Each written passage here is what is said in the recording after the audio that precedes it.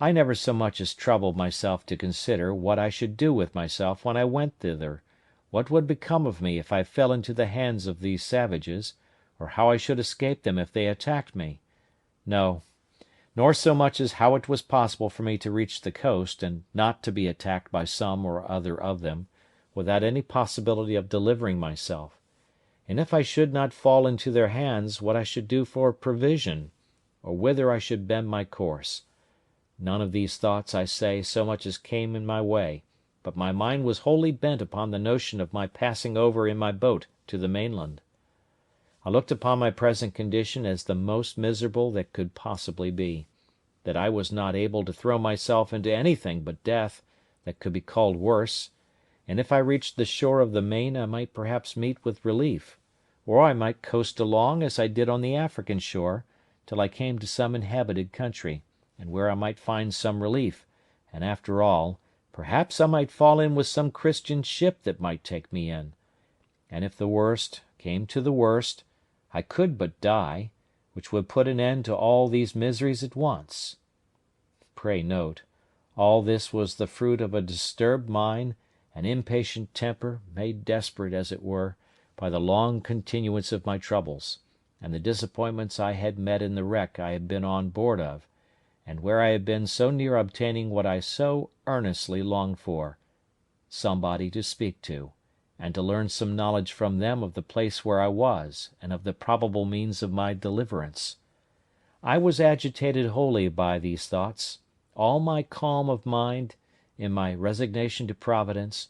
and waiting the issue of the dispositions of Heaven, seemed to be suspended; and I had, as it were, no power to turn my thoughts to anything but to the project of a voyage to the main, which came upon me with such force, and such an impetuosity of desire, that it was not to be resisted. When this had agitated my thoughts for 2 hours or more, with such violence that it set my very blood into a ferment, and my pulse beat as if I had been in a fever, merely with the extraordinary fervour of my mind about it, nature, as if I had been fatigued and exhausted with the very thoughts of it, threw me into a sound sleep. One would have thought I should have dreamed of it, but I did not, nor of anything relating to it; but I dreamed that as I was going out in the morning as usual from my castle, I saw upon the shore 2 canoes and 11 savages coming to land, and that they brought with them another savage whom they were going to kill in order to eat him, when on a sudden the savage that they were going to kill jumped away and ran for his life, and I thought in my sleep that he came running into my little thick grove before my fortification to hide himself, and that I, seeing him alone, and not perceiving that the others sought him that way, showed myself to him, and smiling upon him, encouraged him; that he kneeled down to me, seeming to pray me to assist him; upon which I showed him my ladder, made him go up, and carried him into my cave, and he became my servant; and that as soon as I had got this man, I said to myself, "Now I may certainly venture to the mainland, for this fellow will serve me as a pilot, and will tell me what to do, and whither to go for provisions, and whither not to go for fear of being devoured;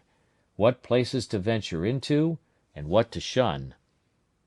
I waked with this thought, and was under such inexpressible impressions of joy at the prospect of my escape in my dream,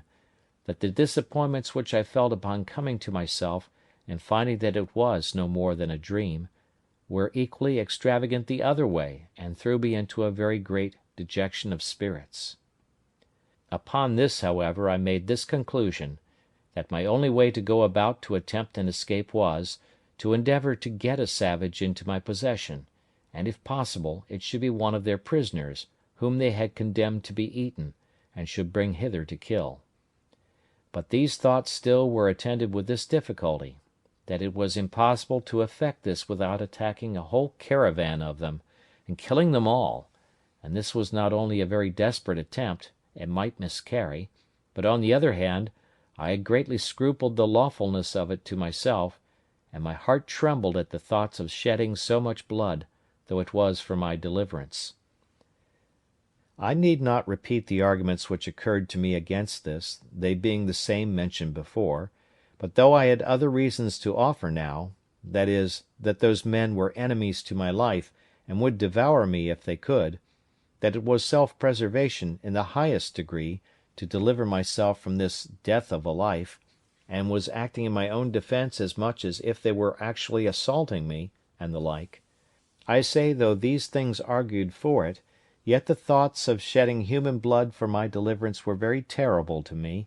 and such as I could by no means reconcile myself to for a great while. However, at last, after many secret disputes with myself, and after great perplexities about it, for all these arguments, one way and another, struggled in my head a long time, the eager prevailing desire of deliverance at length mastered all the rest, and I resolved, if possible, to get one of these savages into my hands, cost what it would. My next thing was to contrive how to do it, and this indeed was very difficult to resolve on, but as I could pitch upon no probable means for it, so I resolved to put myself upon the watch, to see them when they came on shore, and leave the rest to the event, taking such measures as the opportunity should present, let what would be. With these resolutions in my thoughts, I set myself upon the scout as often as possible, and indeed so often that I was heartily tired of it, for it was above a year and a half that I waited,